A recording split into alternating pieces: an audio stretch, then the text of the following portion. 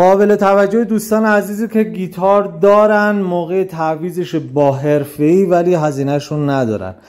این گیتار مال شاگرد خودمه، خدا رو شکر راه افتاده دیگه. از این گیتار استارت گفتم ارتقا بده، حداقل 10-12 میلیونی بخر. بنده خدا گفت دستم نیست، نمیتونم هزینه کنم.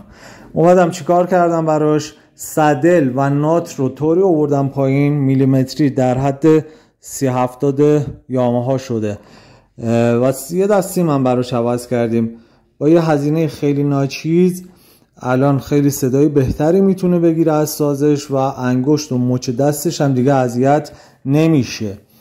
شمایی که این مشکل رو دارید حتما بدید برات نسبت به سازتون رو کلاش کنم. خیلی از همکارها همینجوری یه مثلا شیطانک سردسته و خرک رو تعویض میکنم، من میام نسبت به خود سازت برات وای میستم تنظیم میکنم.